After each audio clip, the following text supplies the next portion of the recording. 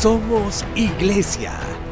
La Iglesia es el nuevo pueblo de Dios, llamado a ser la luz del mundo y la sal de la tierra. En los vibrantes y vertiginosos tiempos de cambio que vivimos, los bautizados somos los testigos de la vida nueva, de justicia, de unidad y de paz que Cristo nos propone, por la fuerza de la fe luminosa, la esperanza inquebrantable y la caridad ardiente. La Iglesia Católica, cuerpo vivo de Cristo, nos señala la única opción por la verdad y nos presenta el ideal existencial más alto: Jesucristo, modelo de verdadera humanidad y camino seguro de salvación y de vida eterna. Tú eres Pedro, y sobre esta piedra edificaré mi iglesia, y el poder del mal no triunfará sobre ella. Somos Iglesia.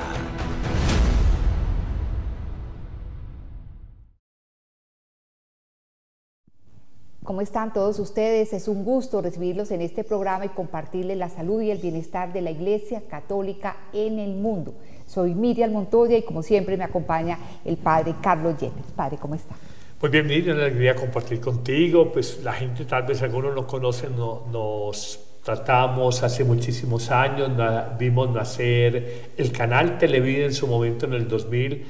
Trabajamos en una obra de la Congregación Mariana, Centro de Comunicación Católica, Comunica. Yo no me había ordenado, yo me ordené hace 31 años largos. Estamos hablando de hace 33, 34 años. Y teníamos, me acuerdo en esa época, el Noticiero Católico.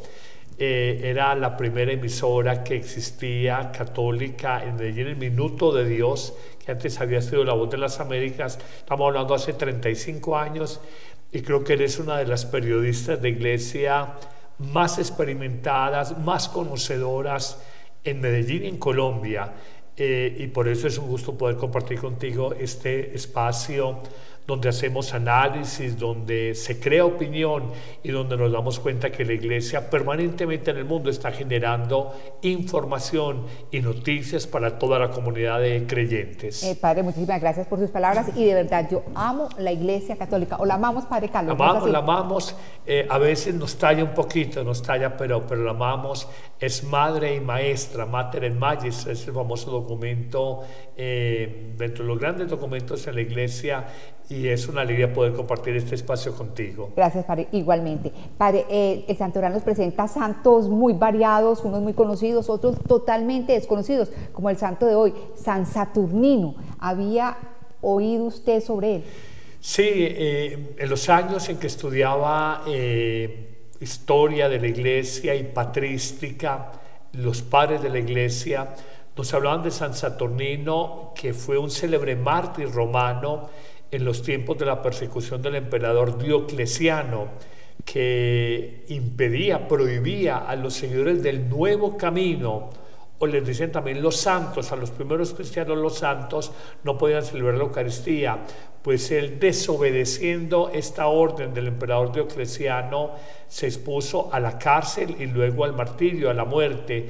Inclusive antes de morir le dicen que apostate, que diga dónde están esos libros sagrados, ya un incipiente textos escriturísticos que hablan de la vida de Jesús, y dice que esos libros, que los entregue, que ellos necesitan quemarlos, que porque no van a dejar que en el imperio de Roma crezca esa plaga que es el cristianismo. Y él dice, yo los quisiera entregar, pero estos textos escriturísticos y el evangelio los llevo en mi corazón, de manera que no puedo entregarles sino mi corazón. Pues entonces tendrás que entregar el corazón, y así firma su sentencia de muerte en lo que sería la historia, una página muy sangrante, muy dolorosa, los mártires de Abitinia, de la Iglesia. A veces siempre quedan que los Borgia, que los papas no sé qué, que si Teodosio ayudó a los judíos o no, que el oro que hay en el Vaticano. Ya uno conoce ese discurso trasnochado, anticlerical, y a veces con una desincronía histórica, porque no es entender a la Iglesia en su momento histórico, pero estas páginas gloriosas virtuosísimas de santos y gigantes que ofrendaron su vida, literalmente ofrendaron su vida con un coraje único por amor a Cristo, por amor a la iglesia. Ahora que usted hablaba de apostasía, se dice que esta es la época de la apostasía, ¿sí será, padre? Yo creo que siempre ha habido momentos de florecimiento y de crecimiento. Este no es el mejor momento para la iglesia, pero creo que como en todos los momentos de cuestionamiento, de persecución, de prueba, es el momento en que la fe de una minoría se fortalece. En la historia sagrada, la fe de Israel pervivió más allá de persecuciones y de exilios, con el llamado resto fiel, el pueblo, ese resto de Israel que permaneció fiel a Dios y a las promesas del Dios de Abraham, de Isaac y de Jacob, de los patriarcas.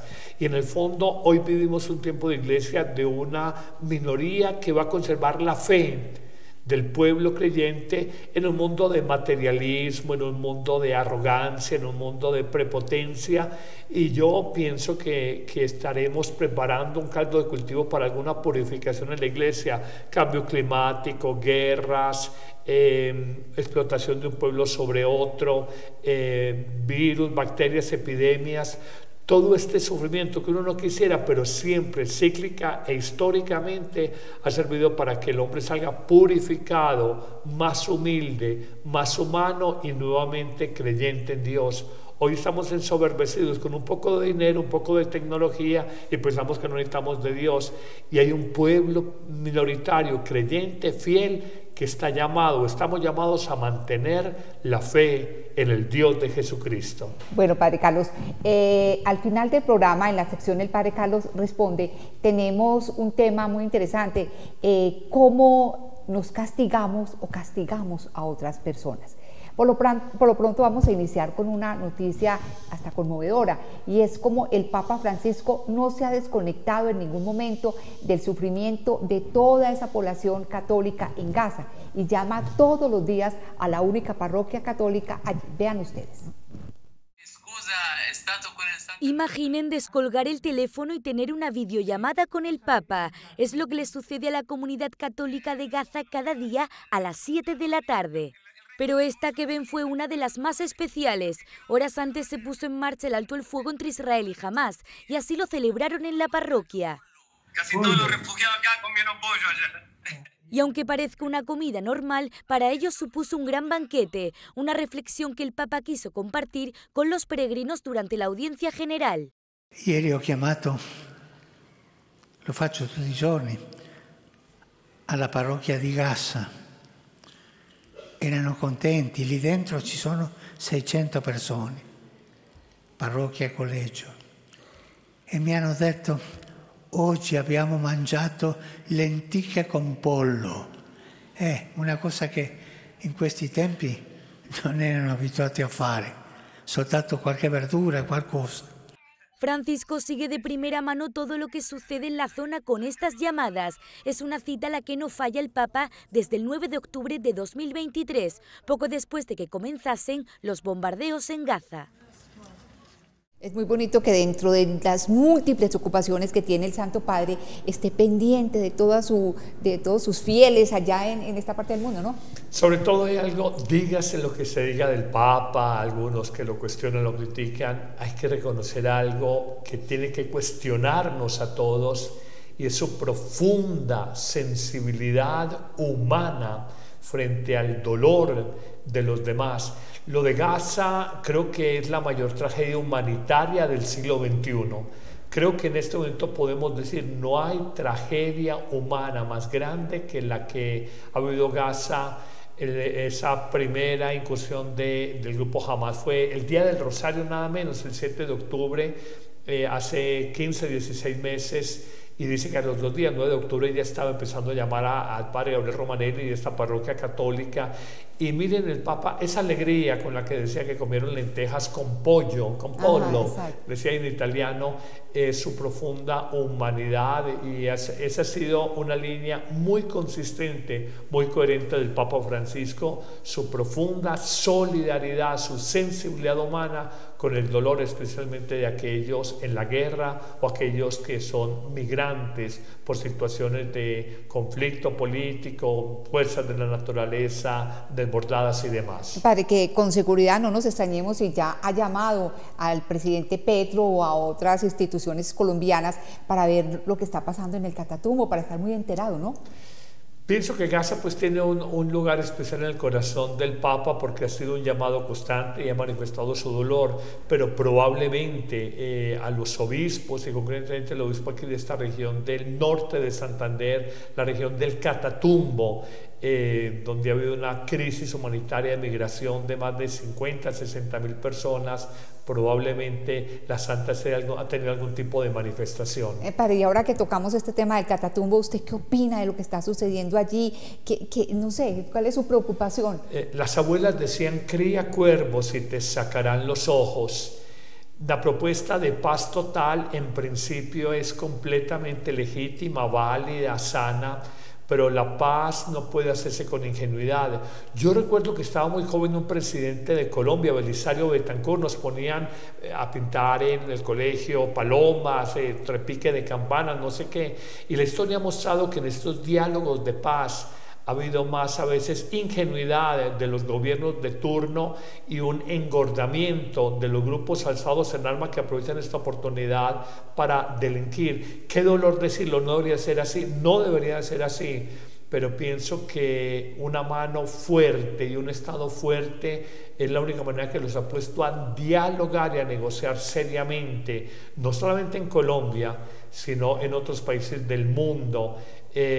Ojalá que este proceso de paz total, como nombre bellísimo, no se lleve a cabo con ingenuidad, porque lo que hemos visto es que el país ha tenido un deterioro en el orden público y en vastas regiones, sobre todo rurales y semirurales, por engordar estos grupos alzados en armas, extorsionar la población, coartar su libertad de locomoción, pedirles vacunas. Esto no va bien en nuestro país, hay que reconocerlo. De todas maneras, Padre, nosotros abrazamos a toda esa población del Catatumbo y regiones aledañas que están pasando por un verdadero calvario gracias a la violencia que se instaló en Colombia, y parece que para que no se fuera a ir, Padre, nunca. Bueno, continuando con el programa, el Papa Francisco dijo en días pasados que no al tarot, no a la brujería y no a tenerle miedo al futuro. El Papa pidió evitar la costumbre de acudir al tarot para afrontar los miedos del futuro. Dijo que un cristiano debe aprender a vivir en el presente y a dejar el futuro en las manos de Dios. Non temere, dice Dio ad Abramo, a Isacco, a Mosè nella storia. Non temere, e lo dice anche a noi. Non temere, vai avanti, non temere. E Padre, che io ho paura di questo. E cosa fai quando mi scusi, Padre, ma io le dico la verità, io vado dalla strega, tu vai dalla strega? E sì, mi faccio leggere le mani. Per favore, non temere. Además, Francisco se acordó también de los afectados por el incendio de Los Ángeles y les dedicó estas palabras. E voglio che sappiate che il mio cuore è con il popolo de Los Ángeles, che ha sofferto così tanto a causa degli incendi che hanno devastato interi quartieri e comunità che non sono finiti. Padre, de este tema ya hablamos en días pasados, en la sección El Padre Carlos Responde, pero es que es importante lo que dice el Santo Padre con relación a que la confianza es vital cuando uno dice amar al Señor, ¿no? Toca el tema de la bruja y es un tema que cada vez se vuelve más cotidiano. Cuando el ser humano deja de creer en Dios, hace de cualquier cosa un Dios en su vida. Cuando el ser humano deja de creer en Dios, hace de cualquier cosa un Dios en su vida. Entonces la bruja, el esotérico, el yerbatero, el de las pirámides, el del el rito, el de los... las runas, todo eso. El yagé, los saumerios. Y entonces el ser humano piensa que las fuerzas de la naturaleza, que las diviniza, son las que le van a arreglar la vida. Hay en el fondo, primero, una falta total de fe en el Dios de la Biblia, que es un Dios poderoso. Decimos en el credo, creo en Dios Padre Todopoderoso. no mayormente o medianamente poderoso, sino todopoderoso. Decimos además que es un Dios totalmente providente, que nos provee, que nos ama y que nuestra libertad nos va guiando por caminos de bien, de bondad, de manera que si hay fe, tú no tienes que buscar ni brujas, ni hechiceros, ni adivinos. Y segundo, hay un temor profundo en la vida. Hablaba con una chica profesional, 26 años, 3 años de egresada como profesional, y me decía: mantengo miedo en la vida, miedo al futuro, miedo a la crisis política, miedo a si podré conseguir un apartamento el día de mañana. Es una condición, porque es que somos una sociedad saturada de informaciones muy negativas que ciertamente venden, se vuelven virales. Entonces han vuelto al ser humano a merced de las fuerzas de la naturaleza, de las fuerzas humanas, y se necesita volver a Dios. Y el no tener miedo fue la palabra más repetida en el pontificado de Juan Pablo II, y en el fondo de la palabra tal vez de las más repetidas en la Biblia, 365 veces, como quien dice, una para cada día del año en diferentes contextos. Y el no tengas miedo tiene una razón fundamental: Dios en Jesucristo está con nosotros, no debemos de tener miedo. El miedo en el fondo es una debilidad o una enfermedad de la fe religiosa. Además de ser, padre, una falla muy grave contra el primero y más importante de los mandamientos, la desconfianza en Dios. Amar a Dios y confiar en Dios completamente. Vuelvo y te digo que la gente no es religiosa, la gente siempre será religiosa. Y si no creemos en el Dios de Jesucristo, volvemos a estados anteriores, retrocederemos, no evolucionaremos, sino involucionaremos. Hacia atrás volveremos a estados míticos, mágicos, adorar el sol, la luna, la Pachamama, no sé qué, cosas que en su momento histórico pues fueron explicables, pero que cuando hay un desarrollo teológico, cuando hay una experiencia de Dios, cuando hay una revelación cristiana tan bella, tan completa, uno dice: el ser humano tan tecnológico hoy en día, tan racional, tan post-ilustrado en esta modernidad tardía, cómo hemos retrocedido, digamos, en materia religiosa. Y lo que dice el Papa es una constatación. Él lo ve a nivel macro, pero uno lo ve en el día a día, en historias de brujos, yerbateros, adivinos, programas, tarjetas, le digo al ser querido, le atraigo la fortuna, no sé qué. El ser humano y esa pretensión de ser Dios de sí mismo, sin reconocer al Dios verdadero, esa es una tentación y es también la propia tragedia de la vida humana. El Apocalipsis está lleno de profecías y antes de terminar el Apocalipsis, unos versículos antes, dice claramente lo siguiente. San Juan dice que se quedarán por fuera del árbol de la vida los que practican la brujería y todos los que aman y practican el engaño. Esto es muy grave, padre. Es el ser humano, y lo decían también los libros del Antiguo Testamento, el Levítico, los libros que nos hablan de las leyes del pueblo de Dios, el código de santidad. Cuando tú vas a adivinarte la suerte, las cartas, la astronomía es ciencia, lo decíamos, la astrología es una pseudociencia o una creencia que tiene mucho de explotación económica antes que de verdad para el ser humano. Vuelvo a decir, la fe es un don de Dios que hay que pedirlo cada día, y si uno no cree en Dios, termina creyendo en cualquier majadería. Uno hace un ídolo de un jugador de fútbol, de un cantante de reggaetón, de un actor o actriz de una película de Netflix, y en el fondo son seres humanos como nosotros, con las limitaciones nuestras, con los defectos quizás más grandes. Endiosamos lo que no es Dios cuando sacamos al verdadero Dios de nuestra vida. Bueno, padre, continuando con el programa, les contamos que se confirmó la disolución del sodalicio de vida cristiana gracias a una decisión del Papa Francisco. El sodalicio de vida cristiana confirma su disolución. Ha sido la propia institución la que ha hecho pública la decisión del Papa de suprimir esta sociedad apostólica. El comunicado aclara que fueron 2 miembros del sodalicio quienes filtraron esta información y no el cardenal Gianfranco Ghirlanda, como se afirmaba en los medios. El sodalicio no ha estado exento de polémica en la última década. El Vaticano expulsó en agosto a su fundador Luis Fernando Figari, al que se le acusó de cometer abusos sexuales. Pocos meses después, también se apartó a 10 miembros de la cúpula por abusos físicos, espirituales y administrativos. Además, se castigaba por primera vez en la historia a un periodista por abuso en el ejercicio de su profesión como católico. Todo esto es el resultado de una larga investigación por parte del Vaticano. Comenzó cuando 2 periodistas destaparon los abusos en un libro. Después el Papa envió a 2 miembros del Dicasterio para la Doctrina de la Fe a profundizar en los hechos, que han terminado con la decisión de poner fin a esta institución laical de Perú. Seguramente los errores que cometió el sodalicio de Vida Cristiana fueron muy graves para que el Papa Francisco tomara esta decisión, ¿no?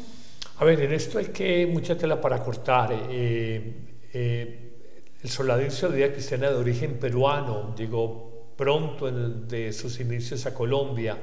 En Colombia conocí sacerdotes muy buenos, de sodalites, laicos muy buenos, de un testimonio de vida ejemplar. Yo creo que en esto hay que hilar muy delgadito, porque presente quienes han sido denunciantes son exodálites, que han escrito libros, y téngale usted miedo a una persona cuando sale de un movimiento. En Colombia, cuando sale de un seminario expulsada por cuestionamientos morales muy grandes, y luego va por escribir libros con toda la carga de veneno, con toda la carga de subjetividad, de falta de imparcialidad, con toda la carga tóxica por dañar un movimiento. Vuelvo a decir, conozco de manera personal gente de una vida cristiana impecable entre los sodalites aquí en la ciudad de Medellín. Y claro, seguramente habrán habido fallas y el Vaticano habrá tomado esta decisión, pero hay que tener mucho cuidado, igual con los legionarios de Cristo. Hay gente buenísima entre los legionarios de Cristo, más allá de Marcial Maciel, y mucho cuidado los portales católicos de noticias, que no podemos caer en la trampa. La prensa, tú del país de España, de la Deutsche Welle alemana, de la BBC británica, nunca esperes nada bueno frente a la Iglesia. Escupen veneno permanentemente y anticlericalismo. Pero un portal católico, si te quiere decir, hombre, abre esta sanción, pero no dejamos de reconocer la obra de evangelización y de bien que han hecho comunidades, carismas, personas.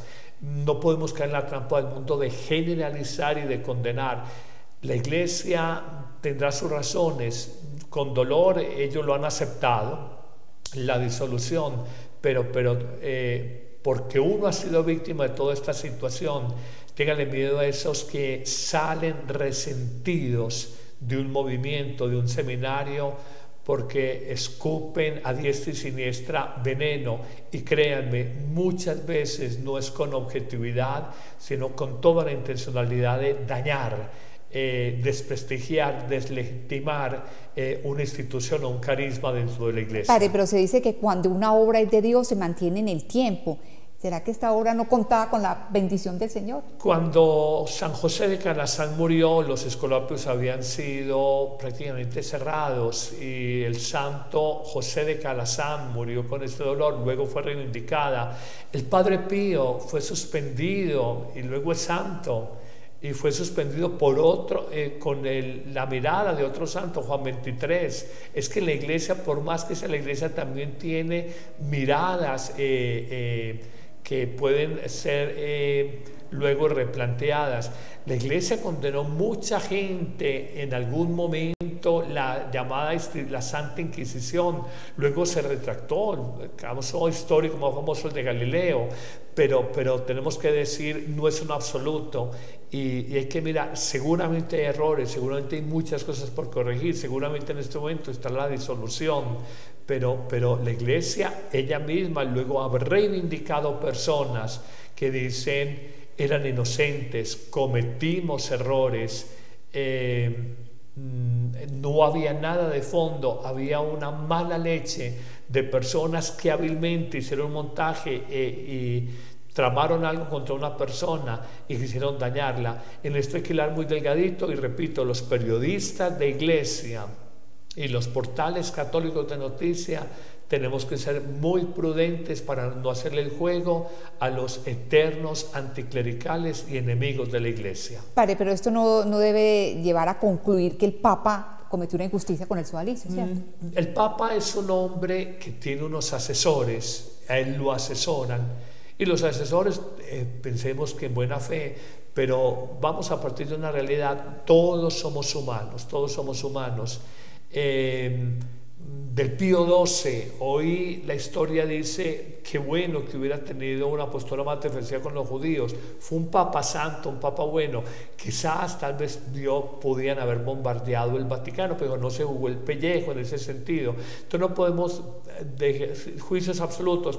Monseñor Oscar Arnulfo Romero, en otro pontificado distinto al de Francisco, no hubiera sido canonizado, pero el papa, digamos, por la sensibilidad social que tiene, por esta línea eclesiológica que tiene, él, digamos, miró las virtudes de un Oscar Arnulfo Romero, el gran obispo de San Salvador, inmolado en esa guerra fratricidi por grupos paramilitares, de manera que todo hay que mirarlo en su momento histórico y no absolutizar. Oramos por los odálides, seguramente han habido muchos errores, creemos en verdad que la Iglesia ha obrado en justicia, pero solo el tiempo dirá una hora de estas. Repito, conozco gente sodálite, no he sido nunca sodálite, nunca he estado en su celebración ni nada, pero conozco gente sodálite muy buena, muy recta, de una vida cristiana muy íntegra. Yo también conocí mucha gente sodálite también muy buena, padre, por eso qué lástima por este movimiento, y ojalá que todos sus miembros pues obviamente sigan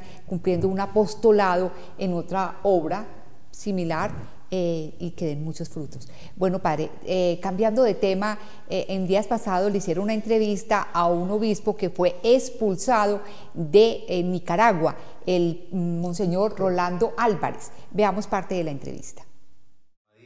Hermanos y hermanas. Rolando Álvarez rompe su silencio con una entrevista en un medio español. El obispo de Nicaragua ha hablado por primera vez desde su exilio en enero de 2024. Las declaraciones del prelado han sido para la Tribuna de Albacete. El nicaragüense asegura que se encuentra bien y que su prioridad es estar cerca de sus sacerdotes. Muchos de ellos también se encuentran fuera del país. Públicamente se le ha visto muy poco en este año. Algunas diócesis españolas, como la de Oviedo o Sevilla, publicaron imágenes de su visita pastoral a España. Donde también estuvo, como él mismo confirma en la entrevista, fue en la misa de inicio del jubileo, el 24 de diciembre, en la que se le vio cruzar la Puerta Santa pocos minutos después de que lo hiciese el Papa. Sobre la persecución en Nicaragua, Rolando se mantiene discreto y cauto en sus palabras. Al referirse a este tema, se limita a reproducir las palabras del Papa en la carta que envió al pueblo nicaragüense. Eso sí, augura un 2025 de paz y esperanza, esta última capaz de obrar milagros. El caso es que las cosas en Nicaragua van de mal en peor, sobre todo para la Iglesia Católica. De hecho, en días pasados fueron expulsadas muchas religiosas. Es doloroso el caso Daniel Ortega y Rosario Murillo. Se perpetuase en el poder. El Papa dijo en su momento una dictadura grosera, una dictadura barata. La Iglesia ha llevado por parte porque se les fijó en la idea de ese intento de contrarrevolución contra el gobierno de Ortega. Se le metió a él que había sido aupado, había sido alentado por la Iglesia, y son muchos los sacerdotes, los evangelizadores, los obispos encarcelados, expatriados, universidades cerradas, bienes de la Iglesia confiscados. Una verdadera persecución. Nos anima algo entender que la fe históricamente siempre crece en momentos de persecución, y la famosa frase tan socorrida por los predicadores de Tertuliano: la sangre de mártires es semilla de nuevos cristianos. Rusia a rajatabla quiso acabar con la fe católica.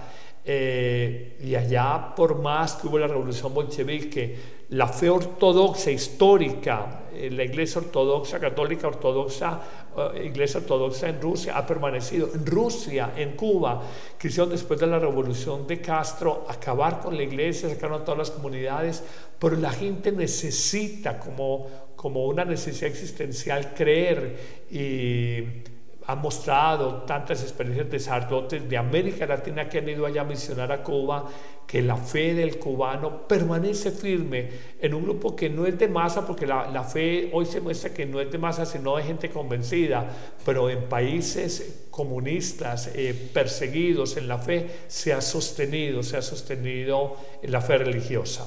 Padre Carlos, pero es que es bien peligroso lo que está sucediendo allí, porque tengo entendido que esta pareja que gobierna ahora Nicaragua va a controlar la religión de todos y cada uno de los ciudadanos, ¿no? No dejan de ser hombres, están ya mayores, no dejan de ser, perdón la expresión, a veces bravuconadas. La puede ver uno en el hombre más poderoso del mundo, como nos dicen las películas, con ustedes el hombre más poderoso del mundo, uno le ve a veces bravuconadas. Yo recuerdo algún dictador aquí de un país vecino, Cristo vivo en el pueblo, no sé qué, murió de cáncer, arriba de Dios no hay nadie. Nietzsche decía, Dios ha muerto, vive el hombre, y luego en la tumba de Nietzsche, Federico Nietzsche ha muerto, Dios sigue viviendo, de manera que por más que hagan la promesa de Jesús, yo estaré con ustedes en la iglesia, el poder del mal no prevalecerá sobre ella, eso se sigue sosteniendo. Y la fe, porque conozco nicaragüenses que nos hablan, Padre, nuestra fe ejercida con discreción sigue muy viva, y más ahora en estos tiempos de persecución. Padre, pero qué peligro estos gobiernos socialistas que se atornillan en el poder, ellos quieren quedarse eternamente, pero no sé cómo todavía los eligen, si la mayoría o todos son así. Ellos no los eligen, ellos se autoeligen y ponen toda la... Tenemos casos muy cercanos a Colombia donde abiertamente robándose unas elecciones son capaces de entregar el poder, entonces no los eligieron, ellos se perpetúan, pero eso, las abuelas decían, no hay mal que dure 100 años, ni cuerpo que lo resista. Yo estoy convencido que la ilegitimidad que hay en un país como Venezuela, eso cae porque cae. Bueno, padre, vamos a cambiar de tema, vamos a pasar a una noticia más ligera, perdón, a una nota más ligera, y es que muchos de nosotros no podemos viajar por el mundo conociendo santuarios, por eso hay la posibilidad, un listado bien interesante que podemos conocer a través de la internet. Durante un tiempo no podremos viajar, pero no se preocupe, sí que es posible peregrinar a santuarios religiosos sin salir de casa gracias a espectaculares visitas virtuales. La web del Santuario Nacional de la Inmaculada Concepción en Washington, D.C., nationalshrine.org, ofrece una visita virtual a la iglesia católica más grande de Estados Unidos. También la web de la Basílica de Nuestra Señora de Guadalupe en Ciudad de México, virgendeguadalupe.org.mx, acerca a la tilma de Juan Diego, con la imagen de la Virgen. También es posible asomarse a la Gruta de Lourdes e incluso seguir la misa en directo y enviar intenciones de oración a través de la web lourdesfrance.org. La web del Santuario de Fátima es parecida y también permite seguir las ceremonias en directo. Internet da muchas otras oportunidades. El Santuario de la Divina Misericordia en Massachusetts retransmite misas, permite enviar intenciones de oración a los padres marianistas y ofrece charlas sobre cuestiones religiosas como la importancia del rosario en su web y shrineofdivinemercy.org.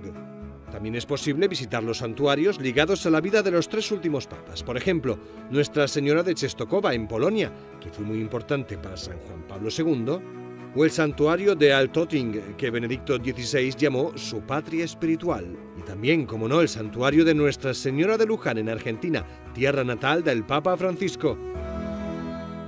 Padre Carlos, supongo que usted conoce la mayoría de sus santuarios, ¿o no? Algunos sí, y hay unos muy especiales. Pero hay alguno bien lindo, padre, uno viene, digámoslo lindo por su arquitectura, el entorno, todo. Lourdes siempre será Lourdes, y los franceses son muy exquisitos en la estética y en el cuidado arquitectónico en los jardines.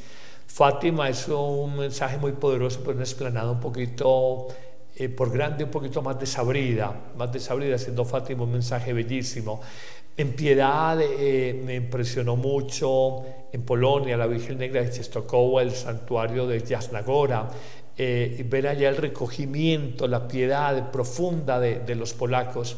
Es un pueblo que admiro y con razón sacó un papa de semejante estatura moral, espiritual y humana como fue Juan Pablo II.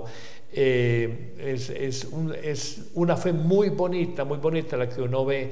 Los latinos somos un poco más folclóricos, más bulliciosos. También tenemos una fe muy bonita cuando vas a Guadalupe, en México. Todos los santuarios tienen su especialidad. Los americanos, el santuario de la Inmaculada Concepción, allá en Washington, lo que tienen los irlandeses allá, San Patricio en Estados Unidos, por ser un santo de su tierra y que ellos veneran profundamente. Son lugares distintos y todos imponentes. La Basílica de San Pedro es la madre de todas las basílicas. Fueron 400 años decorándola. Mármoles, vitrales, frescos, mosaicos, pinturas, esculturas. Y es toda la expresión como el hombre reconocía la gloria y la grandeza de Dios. Entonces todos tienen su particularidad, y qué bueno que a través hoy de las tecnologías nosotros podamos acceder a estos sitios religiosos. Sí, padre, y no solamente a través de esta nota, como veíamos, nosotros podemos conocer todos esos sitios también en YouTube. Hay cantidad de notas. No, lo que padre, me bobeé un poquito porque estaba pensando que en un próximo programa, qué bueno que usted nos hablara de su experiencia cuando conoció toda esta obra que creó la Madre Angélica en Estados Unidos. EWTN, tuve la alegría, tengo fotos celebrando la Eucaristía en vida en la habitación de la Madre Angélica. Tuve la oportunidad de celebrar 2 veces la Eucaristía en su habitación, estando ya en estado de coma, y sentí uno que fue una mujer única, más allá de que empezó como contemplativa en un garaje con $200, empezar lo que luego sería el canal católico más grande del mundo, enfrentarse a una iglesia norteamericana que no entendía un papel protagónico de la mujer y menos en medios de comunicación, pero ella de un temple muy grande, su papá alcohólico, Juan o John del Rizo. La visión que tuve ya cuando vino a Bogotá era el Divino Niño, y luego cuando uno vaya a Birmingham, Alabama, encontrar la versión del Divino Niño Jesús colombiano, latino, que es pequeñito, y la versión del Divino Niño americano, que es muy gringo, muy fornidito. Es una historia de luchas, de fe, de batallas, de convicciones. Una mujer que en algún momento no dudo que pueda entrar en algún momento de la historia como una santa, y sentía eso cuando celebraba la Eucaristía, estando ya en coma. Ella estuvo tal vez 16 años en coma, esa última etapa en la vida, pero sentía una paz profunda con ella y con la religiosa vietnamita que recuerdo que la cuidaba permanentemente allá en su habitación. Bueno, una extraordinaria experiencia, padre. Después hablaremos más sobre esto. Por lo pronto pasemos a la sección El Padre Carlos Responde, hablando sobre el tema de por qué nos castigamos o castigamos a otros. Bueno, primera pregunta. Padre, hace poco me enteré de que mi esposo me ha sido infiel con varias mujeres, y esto prácticamente desde que nos casamos en el año del COVID, 2019. Yo creía que él era todo un señor, respetuoso, digno, que me amaba. Entenderá usted, padre, que ha sido muy difícil para mí saber que estoy casada con un patán, que sabe muy bien llevar una doble vida. Él no sabe que ya estoy enterada de sus andanzas. Amigos y familiares me aconsejan que lo castigue, que le pague con la misma moneda, engañándolo, o que lo deje sin nada, es decir, que le afecte el bolsillo. Estoy tentada a seguir sus consejos, pero antes dígame qué piensa de esto. Hay los consejos del mundo y hay los consejos en Dios. El consejo en el mundo es, o de una persona del mundo, no se la deje montar de nadie, páguele con la misma moneda. He conocido mujeres que dicen, me ha cometido un adulterio, yo voy a ser adúltera, y luego ella se siente terriblemente mal, terriblemente sucia, terriblemente indigna. No, lo del cristiano no es pagar con la misma moneda. Yo sé que es difícil poner la otra mejilla, se te pide la capa, la túnica, Lucas capítulo 6, pero es lo que el Señor nos pide. Dice, ustedes se hacen el bien a los que les hacen el bien. ¿Cuál es el mérito? Todo el mundo lo hace. Él dice, no juzguen, no condenen, perdonen, oren por los que los maldicen, hagan el bien a los que los maltratan. Esto es algo típicamente cristiano, supera lo humano. Lo humano es la ley de la venganza, la ley de la retribución, la ley de pagar con la misma moneda. Eso es lo humano. Lo que le digo a una persona, pues hasta razón tiene. Decir, ese es un patán, te hizo eso, págale con la misma moneda. Pero si somos creyentes, dice no. Yo le digo a la gente 3 cosas. La primera, No esperes demasiado de un ser humano porque todos somos de barro. Cuando uno idealiza, que lo imaginaba un señor perfecto, no sé qué, te vas a estrellar. No esperes demasiado de un ser humano. Segundo, al no esperar demasiado de un ser humano, no te decepciones demasiado, no te desengañes, que no te duela el desamor, que no te duela la infidelidad. Padre, eso se puede, es una gracia de Dios, que no me duela, que no me destruya, que no me dañe el desamor, la infidelidad, el golpe moral y afectivo que ha cometido esta persona. Y lo tercero, somos cristianos, no podemos pagar con la misma moneda. El fuego no se apaga con fuego. He conocido mujeres que a fuerza de oración y paciencia han cambiado verdaderos esposos, verdaderos sinvergüenzas, en esposos fieles. Bueno, pero eso es difícil, Padre. Pero, no siempre se da esa gracia. Pero el Evangelio es para creerlo. Jesús no nos pide nada que no podamos cumplir. Lo humano, hoy nadie aguanta, entonces todo el mundo se separa. ¿Cuál es la crisis hoy en día? Soledad, incapacidad para convivir, incapacidad para amar. Todos tenemos una mascota, un perro, un gato. Un gato no te cuestiona la vida, un gato no te es infiel en el sentido de una infidelidad humana, un gato no te confronta tu existencia. Eso es muy fácil, pero estamos llamados a convivir entre pares. Cuando uno es de punto y hora y dice no perdono, vamos a tener solos en la vida. Y hay una soledad y una cruz distinta y dolorosa y pesada en la vida personal. Bueno, segunda pregunta. Hace poco murió un hermano y al entierro no asistió mi padre, quien lo castigó a él durante largos años con el silencio, el desprecio y el desapego.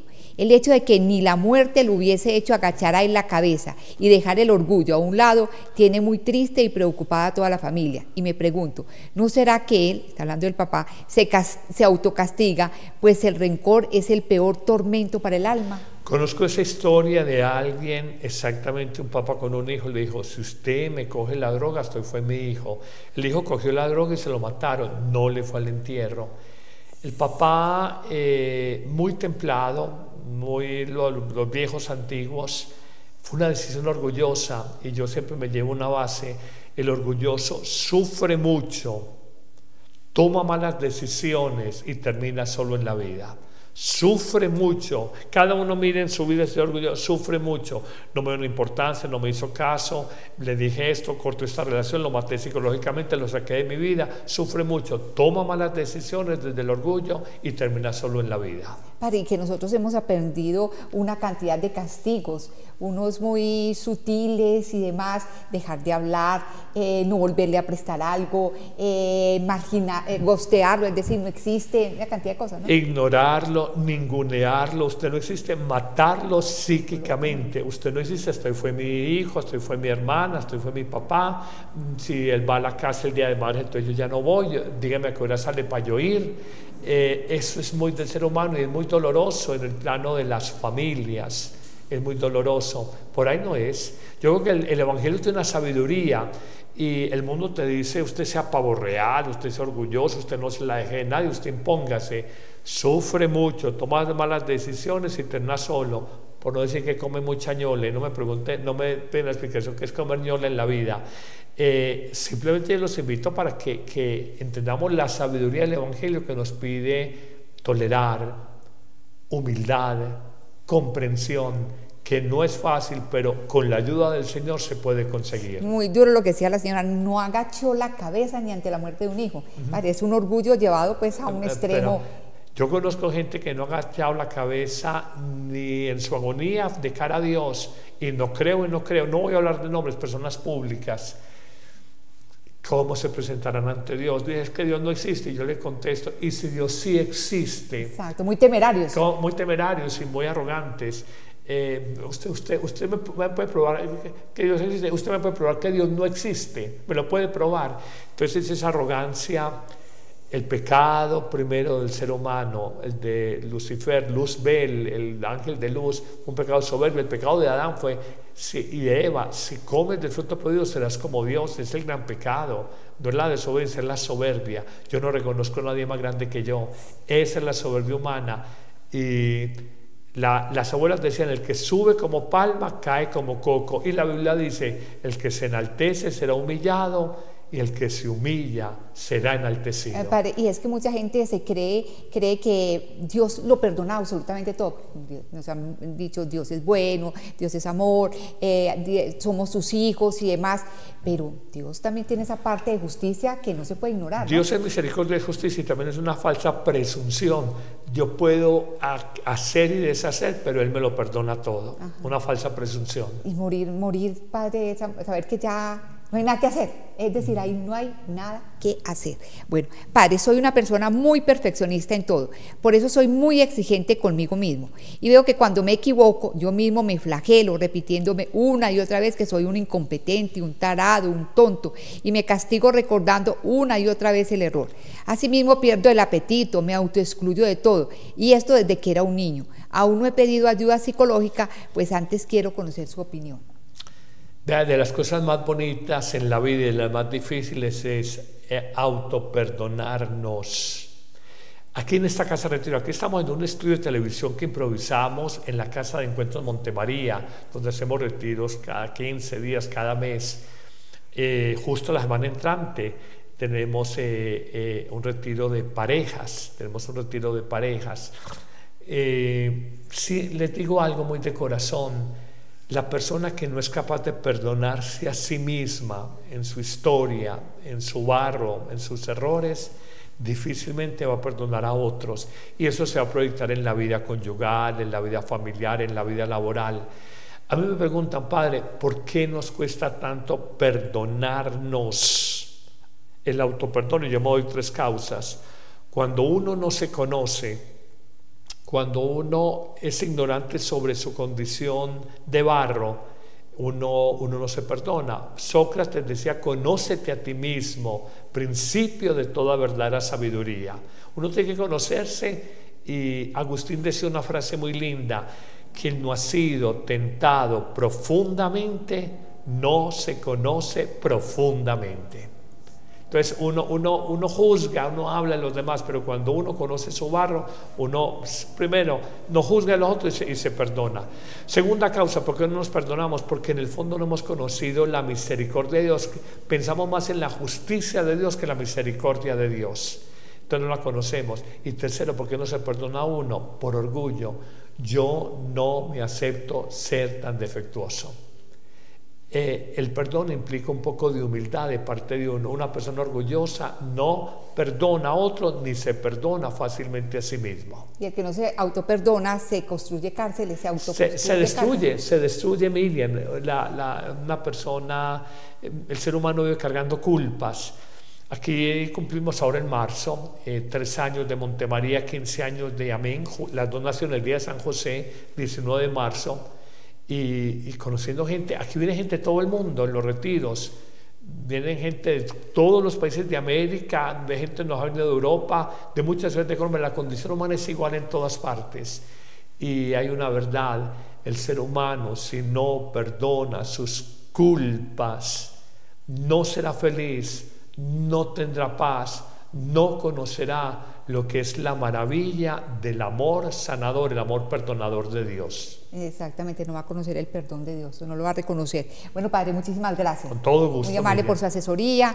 A ustedes muchísimas gracias por su fidelidad, por compartir este programa a otros. La línea de WhatsApp para que compartan sus interrogantes es 300-723-4309. Gracias también a Men Comunicaciones y a todo el equipo de ROM Reports. Que estén muy bien.